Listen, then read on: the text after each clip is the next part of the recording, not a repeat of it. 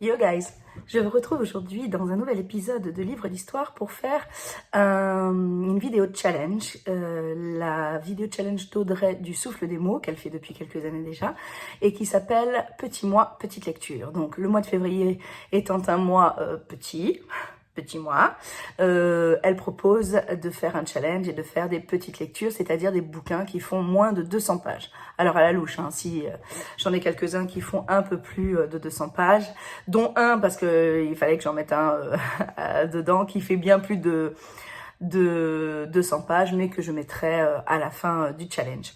Donc, ce challenge, j'ai essayé de diversifier mes lectures. Il se trouve que j'aime beaucoup les grandes éditions, j'aime beaucoup les gros livres, et il y a quand même beaucoup de titres qui me font plaisir, mais c'est vrai que je les mets dans ma pile à lire.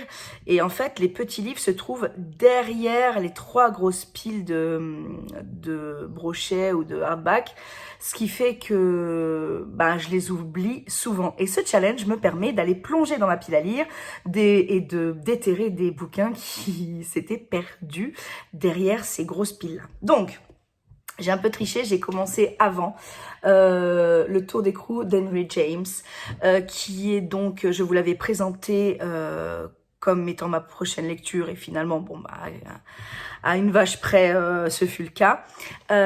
Donc le Tour d'écrou d'Henry James, dont je vous ferai une revue d'ici très prochainement, et que j'ai commencé à lire, et j'en suis aux 3/4. Donc le mois de février commence officiellement demain, donc j'ai un petit peu triché, et voilà. Donc il fait 206 pages.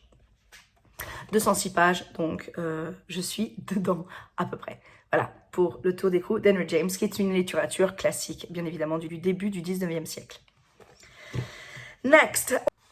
Ma prochaine lecture, c'est La sorcière de Salem d'Elisabeth Gaskell, aux éditions Corty Les Massicotés. Donc, si vous suivez ma chaîne, vous savez très probablement que je suis passionnée du procès des sorcières de Salem qui s'est tenu en 1692 aux États-Unis. Et Elisabeth Gaskell nous offre, sur fond donc des vérités historiques, un roman, donc un personnage de fiction qui est Lois Barclay, qui arrive à Salem pour rejoindre un oncle, et qui va suivre toute cette histoire complètement ténébreuse et hallucinante.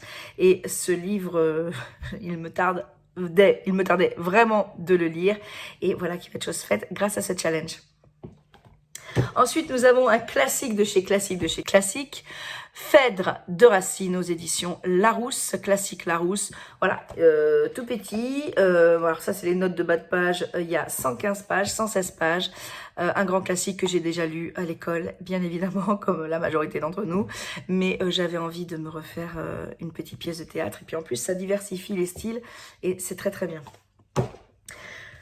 L'une rêve, l'autre pas de Nancy Kress aux éditions Helios. Je vous en avais parlé dans un unboxing. Le livre était assorti à mon pull. Et c'est une histoire de sœurs jumelles sur lesquelles on va pratiquer des expériences pour empêcher l'une de dormir, etc. Il paraît qu'il est vraiment très très bien. Il est tout petit, encore une fois, hein, c'est le mois des petites lectures. Il fait 143 pages. Donc, voilà. L'une rêve, l'autre pas. Laetitia Colombani, qui a écrit La Tresse au livre de poche. C'est un livre qui me faisait énormément de l'œil quand il est sorti, dont j'avais vu des revues et qui était extrêmement bien noté. Donc je me le suis procuré. Il a été perdu dans ma pile à lire. À chaque fois, je me disais, oh, je le prends pas. Non, j'avais toujours une meilleure lecture à faire. Quoi de mieux que ce challenge pour enfin le déterrer et le mettre à l'ordre du jour. On parle d'une petite jeune hindoue qui est une intouchable, donc qui fait partie de la caste des intouchables, la caste la plus basse que l'on puisse trouver en Inde. Et elle voit sa condition misérable évoluer puisqu'elle va entrer à l'école. J'en dis pas plus. Je pense que ce livre va être un véritable coup de cœur. Je vous en reparlerai très bientôt.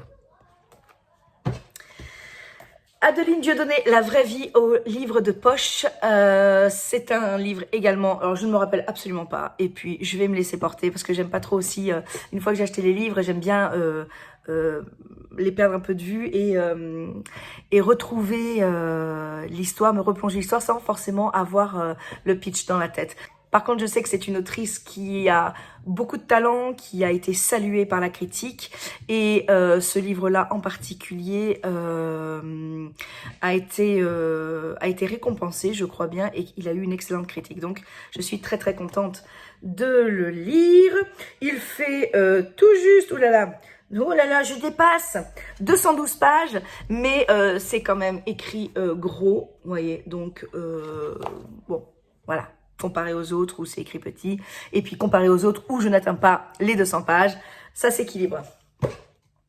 Un petit peu d'histoire, quand même. Allons, l'affaire du collier de Franz van Brentano aux éditions Librello, histoire. Donc, l'histoire de l'affaire des colliers de Marie-Antoinette.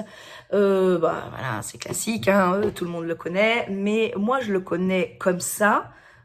Je connais l'histoire de l'affaire du collier comme ça, mais je ne suis pas experte en la matière et j'avais envie de connaître tous les tenants et les aboutissants de cette histoire-là. Donc voilà, qui est chose faite, avec un livre qui ne dépasse pas les 200 pages. Oh, si à peine, ouais, 210 pages. Ouais, 216 pages. Donc, voilà. And again... Journal de ce qui s'est passé à la tour du Temple par... Alors, c'est... comment il s'appelle? Oui, c'est Monsieur de Cléry, qui était le valet de chambre du roi Louis XVI et qui a retransmis dans son journal les derniers jours de ce qui s'est passé au Temple. Donc ça, c'est vraiment quelque chose qui me passionne. Et il fait plus de 200 pages, ça c'est sûr. Il fait 200... Il fait... Oh non, peut-être pas, hein. Ouais, oui. 215 pages. Voilà, donc 215 pages, je rentre tout juste, je serre les fesses et je passe, j'arrive dans le challenge et c'est une lecture en plus que je vais dévorer parce que je suis passionnée. Donc quand on est passionné, on ne voit jamais le temps passer ni les pages défiler. Et enfin le dernier, alors qui lui explose complètement le challenge parce qu'il fait bien plus de 200 pages. Il fait vraiment 450 pages. C'est Le rituel de Adam Neville, mais je voulais absolument lire un thriller. 8 bouquins et pas un thriller, ça allait pas être possible. Donc je le lirai en dernier. Ou pas, je verrai si j'en ai envie, mais j'avais envie de me caser un thriller, il est pas hyper gros, enfin c'est la taille standard d'un thriller de poche, je dirais. J'ai pas dit l'édition Terreur, bouh, c'est Brajlon, non, si c'est Brajlon, Terreur, donc j'avais envie absolument de me faire un thriller parmi toutes... attendez, j'ai de tout quand même, j'ai du classique, j'ai du contemporain, j'ai du théâtre, ça va quoi. Oh, bon, et en plus la couverture, scary, I don't wanna go there. Donc voilà, le rituel de Adam Neville et j'ai vraiment très très très envie de me faire ce petit thriller. Donc voilà pour le challenge. Alors j'espère tout lire. C'est la pile à lire que je me suis constituée pour ce mois de février, pour ce challenge. Maintenant, c'est mon premier challenge. Attention. Action. Donc, ce que j'aime dans ce challenge, c'est que je suis pas contrainte par un thème spécialement. C'est-à-dire, tu n'iras que du thriller au mois d'octobre, tu n'iras que de la romance de Noël au mois de décembre. Non, c'est un challenge qui fait que tu choisis les lectures que tu veux. La seule contrainte que tu aies réellement, c'est qu'il ne soit pas au-delà de 200 pages ou à la louche près, quoi.